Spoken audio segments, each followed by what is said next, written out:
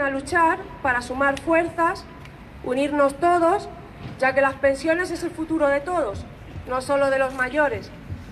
Cuando se nos dice que nos tenemos que abrir un plan de pensiones privado, nos lo están diciendo a nosotros, los jóvenes.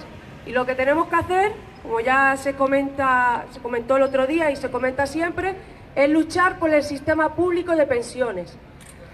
Estamos cansados de que se nos diga que no hay dinero y que el sistema de pensiones es insostenible, cuando sabemos de sobra que la corrupción nos cuesta 90 millones de euros al año. Solo. Que se sepa. 90.000 millones de euros al año, entonces, perdón. Bueno. Y recordamos también que hay casi 500.000 millones de euros en paraísos fiscales. Casi nada. Lo que sobra es mucha corrupción. Bueno, en esta asamblea, después cederé el turno de palabra a mi compañero Ramón y a mi compañero Julián primero y después a mi compañero Ramón, para que os hagan un pequeño resumen. Abriremos un turno de palabras también, para el que quiera comentar cualquier duda o darnos cualquier sugerencia, recoger información, lo que queráis preguntar, lo podréis hacer. Y nada, repetimos, muchas gracias a todos y la lucha continúa.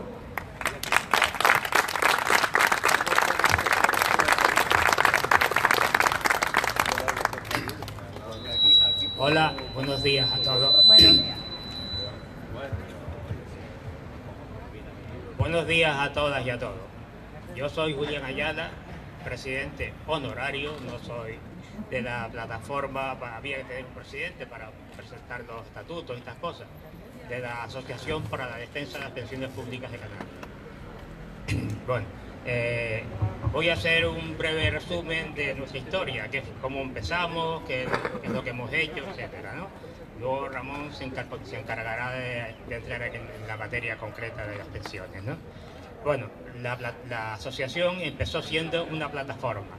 Una plataforma, es decir, un grupo de ciudadanos y ciudadanas que se reunían, pensionistas en su mayoría, también había gente que no era pensionista todavía, que se reunían para, en principio, oponernos con el 2013. El 2013 es la reforma que el PP introdujo de las acciones, de las pensiones, la reforma más nefasta de todas. Ya en el 2011, el gobierno de Zapatero, en los últimos meses que tuvo, hizo una primera reforma de pensiones donde ya nos quitaban algunos derechos. Por ejemplo, la edad de jubilación se pasaba de 65 años a 67, ¿entiendes? De manera escalonada. Ahora vamos, creo que por 65, por 66, me parece, ya está en 65 y 8 meses. Eso es. Ya se está llegando a las 67. Al mismo tiempo también endurecieron las condiciones para tener la pensión máxima, que antes eran creo que de 15 años y pasaron a 25 años, y algunas cuestiones más. Esto fue con el apoyo concretamente de Convergencia y Unión, de los catalanes y del PSOE. El PP se opuso a eso, el PP estaba en contra. Pero cuando el PP empezó a gobernar a finales del 2011, en el 2013 ya preparó otra reforma de las pensiones, que fue ya llevar al extremo lo que el PSOE había empezado, ¿no? Por ejemplo, dijeron que ellos no congelarían nunca las pensiones, pero solamente podían subir el 25%. ¿Bien? El 25% equivale a que una pensión de 400 euros, pues no sé, les daban algunos céntimos más. ¿Bien? Una pensión de 2.000 euros y pico, que es la mayor de las pensiones que se puede cobrar, pues a lo mejor le daban 12 euros más al mes. En fin, en la práctica era una congelación de las pensiones, porque el coste de la vida subía. Si no el coste de la vida, porque el IPC a lo mejor no subía, pero sí subía los productos que los pensionistas compramos, subía la cesta de la compra. Bien, un kilo de plátano de 2013 a 2014, pues subió. No sé cuánto sería, pero subió. Y ha subido siempre, ¿no? En el IPC, en la subida del coste de la vida, se tienen en cuenta no solamente los gastos domésticos, los gastos usuales de la gente, sino los gastos del petróleo, la subida de fletes en los productos que se importan, etcétera, etcétera, ¿no? O sea que una serie de cosas que los pensionistas no nos llega para nada, pero que forman parte del IPC. Total, que hemos tenido las pensiones congeladas desde el año 2014, que es cuando se puso ya esto en acción, hasta el año 2000, hasta el año pasado, ¿no? Prácticamente, cuando después de las grandes manifestaciones que hicimos en febrero, abril, mayo, etcétera, el PP se asustó y hizo pues la subida de las pensiones al 3%, las subidas de viudedad que decía la compañera, y la subida según el coste de la vida de este año, ¿no? Del año 2017. Hasta ese momento las pensiones estuvieron prácticamente congeladas. Aparte de eso, también se creó una cosa que se llama el factor de sostenibilidad. El factor de sostenibilidad tiene en cuenta no solamente la edad de jubilación y el derecho que tú puedas tener, sino que a medida que vayas cumpliendo años, te van rebajando la pensión. Tienen un pretexto para eso, que se llama un algoritmo, que es una cosa matemática, y según el cual es, cuando llega eso, si tienes existe el coste de la vida, o sea, el coste de la vida, no, perdón, su actividad consiste en que según la esperanza de vida te adjudican una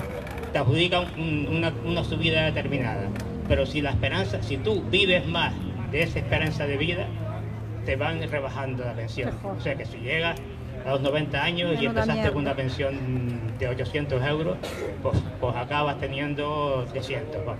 ¿Bien? Bien. Esto no se ha puesto en práctica todavía porque se iba a poner en práctica precisamente este año, el 2019, y se ha aplazado hasta el 2023. El PP lo aplazó hasta el 2023 y el PSOE no ha dicho nada. El PSOE simplemente está aplicando en estos momentos lo que el PP acordó para los presupuestos del año pasado. ¿Bien? Bueno, total que las primeras acciones nuestras en el año 2013 fueron denunciar todo esto, ir a asociaciones de vecinos, a centros de la tercera edad y explicar cuál era el problema, ¿no? Así estuvimos pues, durante todo ese año. Intentamos por todos los medios parar eso. Éramos en toda España, creo que la única asociación que había con esta finalidad era la nuestra. Todavía no se había creado la coordinadora. Participamos ya en el 2014 o 2015 en la creación de la coordinadora estatal. Al mismo tiempo, ya digo, estuvimos hablando difundiendo el problema de las pensiones por todas las asociaciones de vecinos y tal, y también hicimos otro tipo de acciones como es reclamar lo que nos debían, porque Zapatero congeló las pensiones el año 2012, el año 2010, ¿bien? Las congeló, no nos subió lo que decía ahí que había que subir, que era el coste de la vida, ¿no? Estuvimos reclamando eso en el juzgado, no nos hicieron caso, y sí, presentamos unas 300 reclamaciones y todas fueron desoídas, vamos. Y también hicimos una campaña bastante grande con recogidas de más de 20.000 firmas para que el Cabildo diera el transporte gratis a los pensionistas y a las personas que cobraran menos del salario mínimo. Tampoco nos hicieron puñetero caso, ¿no? ¿Bien? Bueno, en fin, así hemos seguido hasta que creo que fue en el 2016 creamos la asociación.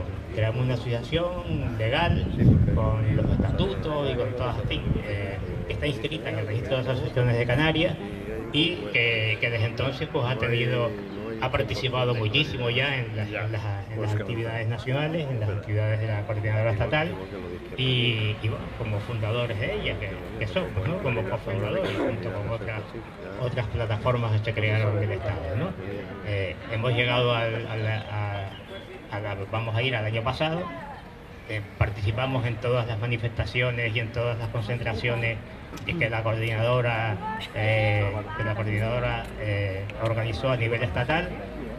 Concretamente, una manifestación muy importante que hicimos fue el 14 de marzo del año pasado, que fue 50 personas. Claro, cuando estaba en auge el problema, la gente salía, los pensionistas salíamos por televisión, el problema se iba extendiendo, la gente se iba enterando, y en Tenerife, en Santa Cruz, la manifestación fue de más de 20.000 personas, vamos, una cosa enorme.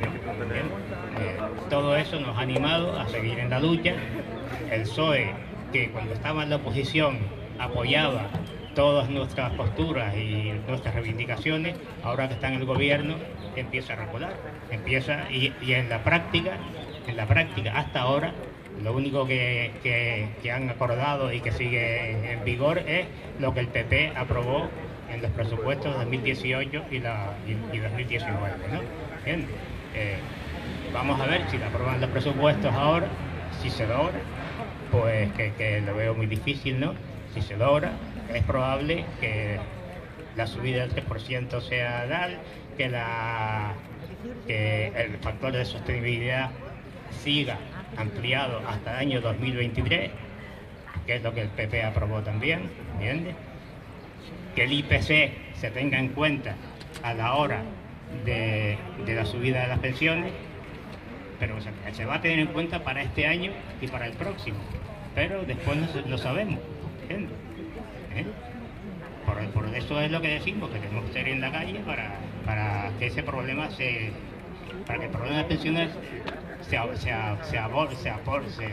solucione de manera radical, para que las pensiones pasen a la Constitución como un derecho.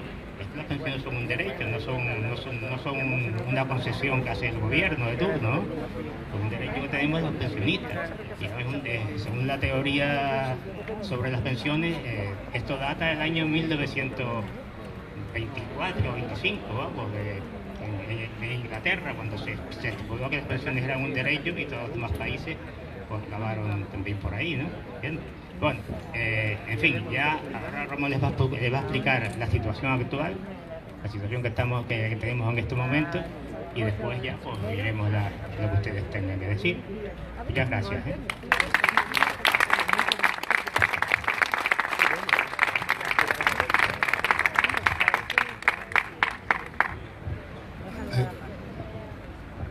Hola, buenas tardes. Bueno, buenos días. Yo soy Ramón Afonso y soy también un coportavoz de la Asociación por la Defensa de las Pensiones Públicas de Canarias, 29 de octubre. 29 de octubre porque fue el día de 2016 en que nos constituimos como tal asociación. El problema de las pensiones no es un problema, digamos, que es real. El problema de las pensiones es un problema creado fundamentalmente por los bancos y aseguradoras que querían apropiarse del caudal de miles de millones, en aquellos momentos de pesetas y ahora de euros, que significaban el montante anual de las pensiones públicas del Estado español. Podemos marcar varias fechas para decir cuándo empezó el problema de las pensiones, pero hay un consenso generalizado que lo marca en el año 1995, concretamente el 4 de abril de 1995. Ese día fue el día que se creó el Pacto de Toledo. El Pacto de Toledo no es más que una reunión de los parlamentarios españoles, del Estado español, que se reunieron en Toledo para hablar por primera vez de las pensiones, con la excusa de que las pensiones no podían estar al albur de los partidos políticos ni de los devaneos de los partidos políticos, sino que estuviera fijado siempre por consenso de todos los partidos.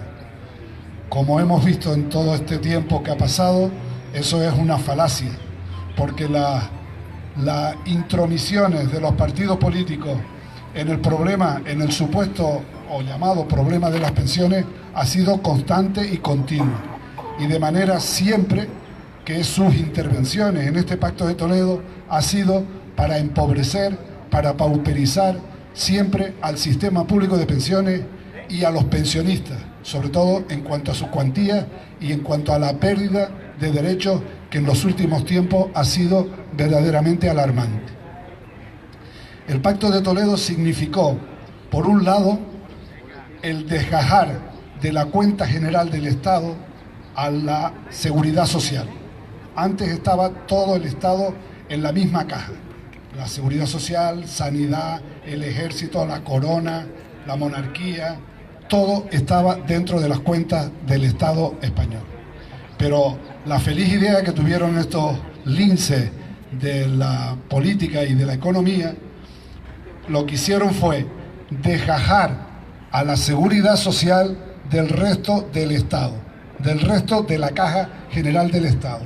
Y por lo tanto también obligaba a la seguridad social a autofinanciarse solamente, no con impuestos como todos los demás, sino solamente con las cotizaciones sociales de empresarios y trabajadores. Bien, esto dio lugar a una verdadera quiebra dentro de esa misma encuentro de Toledo, donde muchos políticos como famosos economistas como Francisco Martín Seco, que era en aquellos momentos secretario de Estado de Economía con Felipe González, dieron portazo y se mandaron a mudar, denunciando que esto era abrirle la puerta ni más ni menos que a los agentes financieros privados. Y eso fue lo que pasó. Pero al mismo tiempo que se abría la puerta a los agentes financieros privados, bancos y aseguradoras, también obligaba, como digo, a que la seguridad social no pudiera financiarse a través de los impuestos generales del Estado, ni de los presupuestos generales del Estado. Con lo cual, en los tiempos de crisis, como hemos sufrido del 2008 hasta la actualidad, la caja de las pensiones, hemos visto, y ustedes lo han podido comprobar, cómo el Partido Popular la ha vaciado, la ha saqueado, la ha expoliado, los casi 78.000 millones de euros que en el periodo de ciclo favorable de la economía se fueron acumulando para solucionar los posibles problemas que pudieran surgir en estos periodos de crisis. Por eso, eso ha sido el grave problema de las pensiones. Por eso las pensiones hoy sí constituyen un problema, porque todavía actualmente solamente se financian con las cotizaciones de los trabajadores y los empresarios. Nosotros siempre hemos abogado porque la seguridad social volviera a entrar en la caja de la seguridad social, como la sanidad, como la educación, como el ejército, como la monarquía. A estas instituciones que acabo de nombrar no se les obliga que sus cuentas de resultados estuvieran bien balanceadas y no produjeran déficit. Solamente a la seguridad social es a la que se le ha señalado con el dedo, porque verdaderamente en estos periodos de crisis, lógicamente, los déficits tenían que aflorar de alguna manera, y es lo que ha pasado. Por eso nosotros reivindicamos que la seguridad social se debe financiar igual que se financia la corona, igual que se financia el ejército, igual que se financia la policía, como un estamento más del Estado, sin tener que desgajarla y aislarla del resto del Estado, como si la seguridad social no fuera parte constituyente del Estado. Eso es, digamos que es la clave fundamental de lo que hoy se está hablando del problema de las pensiones. El problema de las pensiones es un problema creado porque en estos periodos de crisis a más de 7 millones de trabajadores y trabajadoras se le ha impedido entrar en el mercado laboral, porque las políticas de austeridad que han llevado los gobiernos lo que han propiciado es reformas laborales tras reformas laborales, es crear la figura conocida como el trabajador pobre, el trabajador que no llega a fin de mes, trabajadores donde la exclusión y la exclusión y la precariedad está acampando a sus anchas, sin que hayan políticas activas de empleo para nadie, ni para los jóvenes, ni para los mayores de 52 años. Es un caos administrativo y un caos de políticas asistenciales que nos está llevando a esta situación de crisis, no solamente en las pensiones, sino también en el empleo, como podremos ver más adelante. Las pensiones, el problema de las pensiones, digamos, en un periodo, digamos, más cercano, data de la reforma del 2011 perpetrada por el Partido Socialista, perpetrada por Zapatero. Esa reforma de las pensiones fue una reforma brutal, mucho más brutal que la realizada en el 2013 por el Partido Popular, porque ya en esa reforma venía el endurecimiento para tener derecho para tener acceso a unas pensiones. Se endurecieron de manera alarmante, diríamos desde nosotros, gracias también a la parálisis movilizadora de los sindicatos y comisiones obreras y UGT fundamentalmente, que no hicieron nada por cambiar las dinámicas de estas políticas austericidas, que además no solamente aplaudieron con las orejas, sino que activamente participaron en la reforma, sobre todo en la del 2011, la de Rodríguez Zapatero, cuyas firmas están al margen en esos documentos, ¿no? Esas reformas laborales, como digo, han llegado a constituir a lo que conocemos por el trabajador pobre. Y como corolario a esta reforma llegaron las reformas de las pensiones. Estas reformas de las pensiones sí que han sido un varapalo terrible para el sistema público de pensiones, porque llevaban en sí mismo incluida el virus del empobrecimiento del sistema público. ¿Por qué? Porque tanto el factor de sostenibilidad como el factor de revalorización de las pensiones, con el que nos condenaron durante todo este periodo a un mísero, a un insultante 0,25% de revalorización de las pensiones, llevaba también aparejado el factor de sostenibilidad, aquel que decía que cada año que aumentara la esperanza de vida de los españoles, una consecución clara y demostrada de la clase trabajadora, se convirtió en una espada de Damocles para todos nosotros y nosotras. Este es el momento en que el Partido Socialista y el Partido Popular se han puesto de acuerdo, como casi siempre lo hacen, para intentar que lo que en un momento era un prestigioso sistema público de pensiones reconocido por la clase trabajadora en su conjunto como beneficioso para la propia clase trabajadora, fue depauperándose de tal manera que ahora estamos en situaciones miserables, de pensiones misérrimas, donde en Canarias, por ejemplo, casi el 60% de los pensionistas están por debajo del umbral de la pobreza. No llegamos ni al salario mínimo. Otra de las reivindicaciones que tenemos presentadas es al salario mínimo anterior, no al de ahora, no al de los 900 euros. Una de las reivindicaciones fundamentales que nosotros estamos poniendo sobre la mesa, allí donde debatimos, donde nos dejan debatir porque no nos dejan participar en el Pacto de Toledo al movimiento pensionista, es que tanto salario mínimo interprofesional como pensiones vayan de la mano, ahora con 900 euros y más adelante en el horizonte de los 1.084 euros que marca la Carta Social Europea para que las personas tengan derecho a una vida digna. Eso lo marca la Carta Social Europea, a la que España está acogida, pero que año tras año incumple estos mandatos de la Carta Social Europea. Repito, firmada por el Estado español en 1985. El problema de las pensiones, como digo, es un problema ficticio, es un problema generado fundamentalmente, como dije al principio, por los aseguradores y bancos que no querían, no podían permitir que los 125.000, ahora aumentado a los 150.000 millones de euros, los administrara de manera democrática y públicamente las instituciones públicas.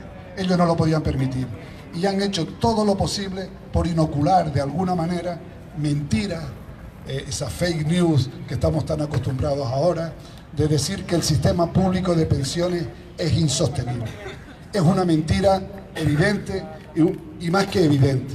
La compañera acaba de decir que hay casi medio billón de euros en paraísos fiscales de españoles, no de extranjeros, de españoles. Medio billón de euros en paraísos fiscales.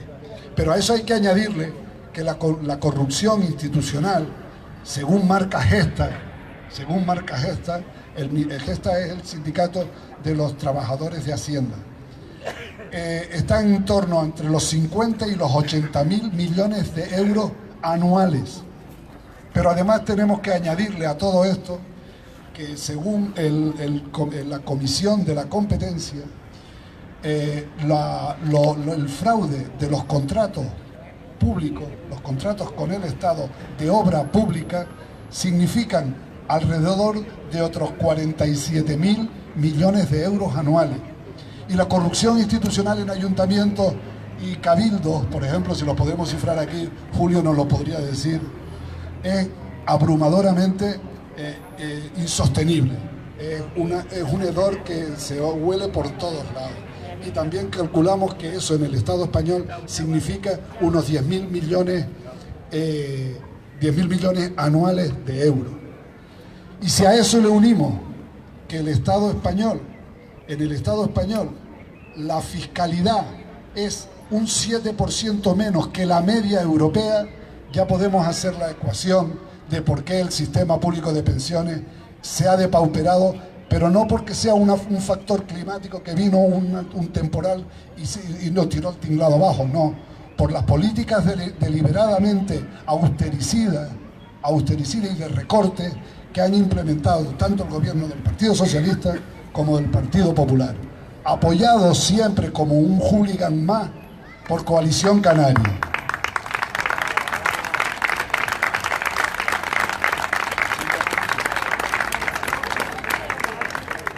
Yo quiero añadir que en diciembre se aprobaron 88.000 euros de gasto para un retrato del rey Felipe VI al óleo. Por si no pensáis que hay cosas más importantes en las que gastar el dinero, solo para que sepáis el detallito. Es algo que me conmueve. No solamente a él, sino a todos los que están sentados ahí arriba. Sí. Mire, digamos que podemos hacer ya va saliendo si quiero etiquetar. Un escenario, de contemplar el escenario en el que nos estamos moviendo. A mí me gustaría ahora entrar en cuestiones más propias de este momento histórico que estamos viviendo, ¿no? El sistema de pensiones es totalmente sostenible. Nos lo dice Gesta, nos lo dice la Comisión de la Competencia. Nos lo dice hasta, fíjense ustedes, nos dice hasta el nuevo portavoz de la Agencia Tributaria Española, que es el que nos dio el dato de los contratos de obra con el Estado. En definitiva, por un lado, el Partido Socialista, desde que la moción de censura fructificó, no ha hecho sino engañarnos, decirnos futuribles, decirnos que el sistema público, que las pensiones se iban a revalorizar con el IPC real y por ley, y que, en definitiva, durante todo el año pasado, gracias a las grandes movilizaciones que produjo el movimiento pensionista en todo el Estado, habrán visto las inmensas masas de gente en Bilbao, en Madrid, en Tenerife, que como dijo Julián, el 27 de marzo salimos casi 30.000 personas a la calle defendiendo el sistema público de pensiones. Lo único que nos hemos llevado del Partido Socialista han sido engaños y futuribles. No, ya verán cómo el copago lo vamos a solucionar. Mentira. El copago se ha hecho una fractura. no se ha generalizado para todas las personas que se ven afectadas por esa lacra y por la que han muerto muchas personas al no poder llevar a cabo sus tratamientos por la carestía, porque no solamente el copago, sino que hay casi más de 500 medicamentos que ya no paga la Seguridad Social, y eso ha provocado un incremento en la salud de los canarios fundamentalmente y de todos los españoles en general, porque no han podido hacer frente a sus tratamientos. Para nosotros eso nos parece lo más cruel, digamos, que le ha podido pasar al movimiento pensionista, porque son a los colectivos más desfavorables, a los colectivos más vulnerables a quien ha atacado este problema. Porque también los pensionistas, en su generosidad y su solidaridad con su familia, han dado de comer durante todos estos periodos de crisis a muchos hijos que las reformas laborales los han llevado al paro miserablemente y no les han permitido tener un trabajo digno como se merece.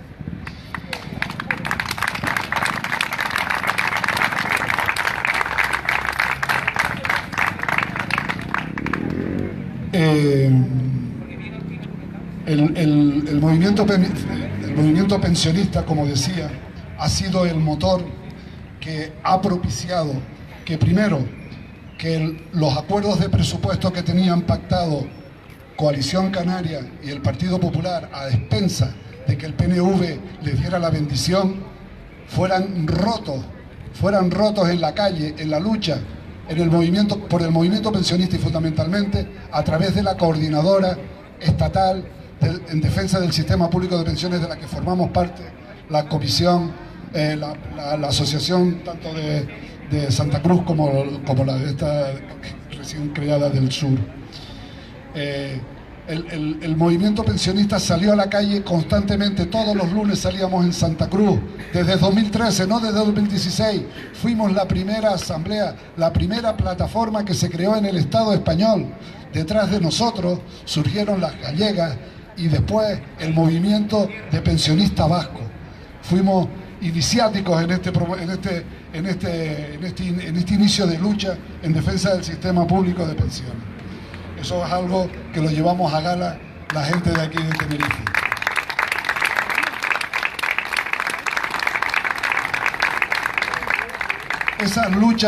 Esas luchas de todo el movimiento pensionista, repito, dieron al traste con aquellos acuerdos del presupuesto generales que Coalición Canaria había apoyado y que el PNV, gracias a la movilización del movimiento vasco, muy potente, muy reforzado y con mucha audacia, lograron desvincular la revalorización de las pensiones que nos tenían condenados al 0,25 por 1,6% en el año 2018 y con el IPC en el 2019.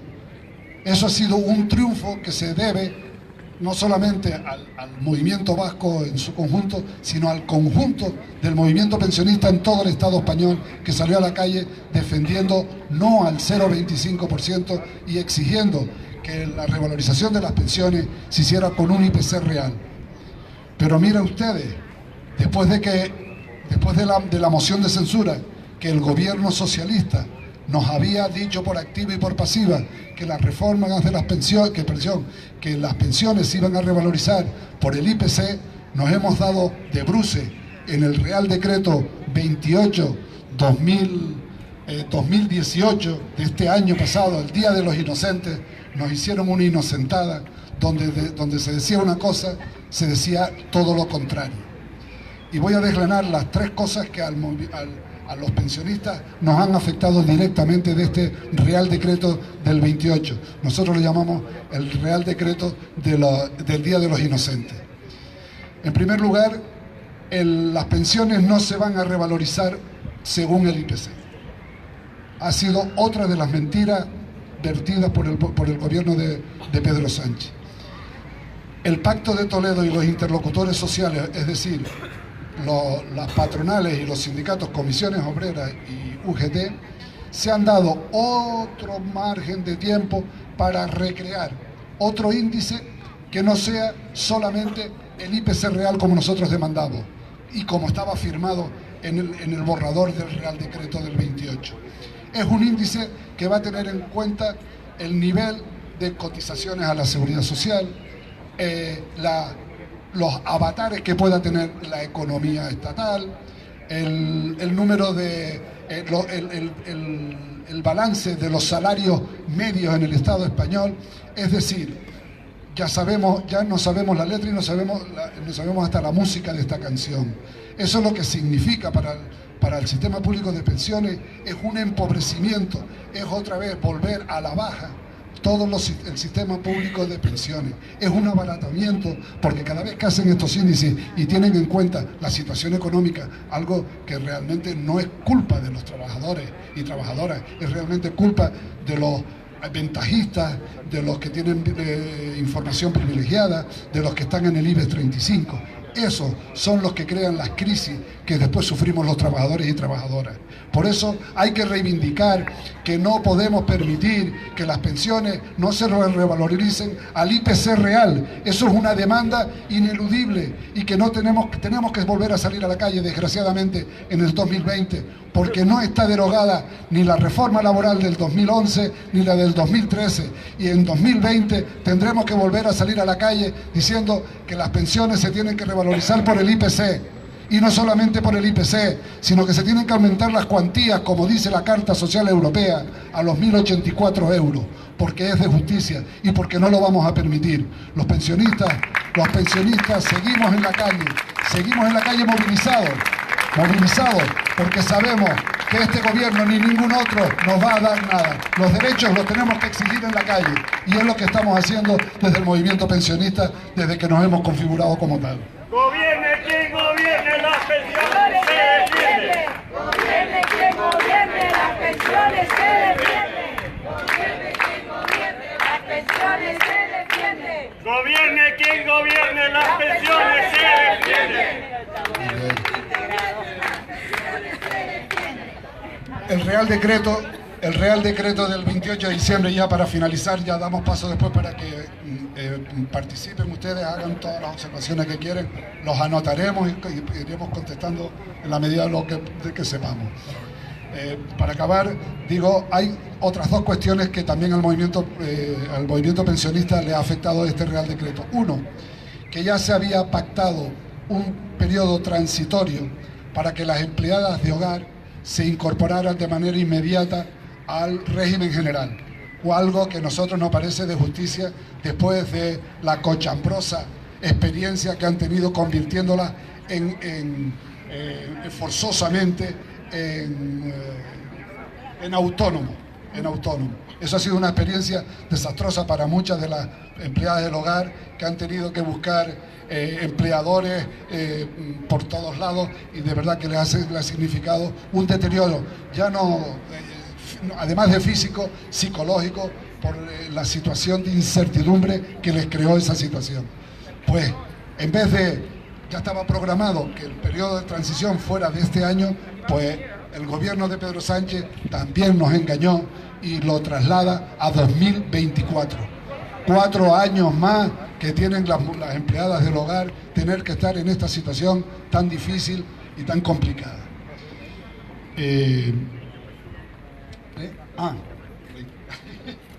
Y finalmente, algo que a nosotros nos parece muy grave, es lo que están haciendo con 600.000 personas que están afectadas por una incapacidad total.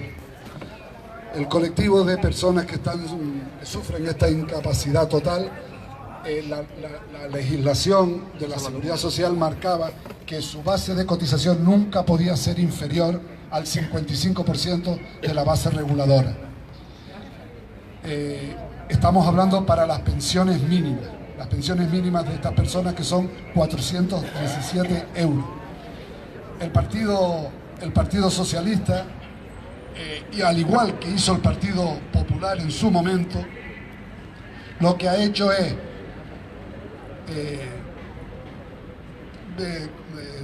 digamos, trastocar lo que decía esta ley, la ley 40 de 2017, y unilateralmente estas cotizaciones que ya estaban marcadas por ley del 55% de su base reguladora, las pasa a los presupuestos generales.